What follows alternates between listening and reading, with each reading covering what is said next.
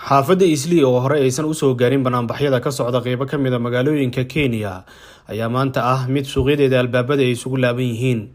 Dibadbaxayaasha ayaa waxa ay ku soo mareen suuqa xaafadda Eastleigh waxaana kala ceerinaya banaanbaxayaasha dadka dhigaya ciidamada booliiska ee ka hortaga rabshadaha iyagoona adeegsanaya sunta dadka ka ilmeysiisa. Rasaasta qaar ay ridayeen ciidamada ayaa waxaa la sheegay inuu ku dhaawacmay wiil Soomaali ah xaafadda Eastleigh. Banaanbaxyadan oo laga soo abaabulay baraha bulshada ayaa noqday mid ku baahay gobolada Kenya. Magaalada Nairobi talaadadii la soo dhaafay markii baarlamaanka ay ansixiyeen sharciga canshuur kordhinta waxaa gudaha xarunta baarlamaanka galay dad careysan kuwaasi oo dib qabadsiiyay dhismooyinka qaar ee dowladda oo xarunta baarlamaanka iyo xarunta gudoomiyaha gobolka ay ka mid yihiin. Magaalada Nairobi ayaa lagu soo daabulay ciidamada koofi casta ee militariga kuwaasi oo loogu talagalay inay ka hortagaan banaanbaxyada rabshadaha wata ee ka socda magaalada. Waxaana arrintaasi ka digaya mucaaradka iyo siyaasiyiinta iyagoona sheegay in xilligan aan loo baahnayn in militarigu ay soo farageliyaan banaanbaxyada socda.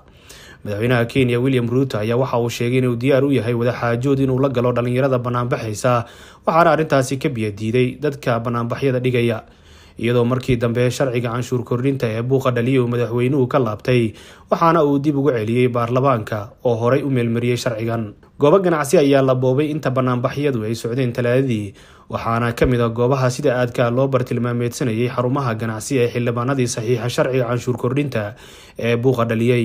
Hay-adaha u dooda xuquuqda aadanaha iyo sharci yaqaanada ayaa dowladda waxay ugu baaqeen in baaritaano rasmi ah oo madax bannaan lagu sameeyo dadkii ku dhintay banaanbaxyada iyo kuwii dhibaatadu ay ka soo gaartay ee isbitaalada lagu dabiibayo.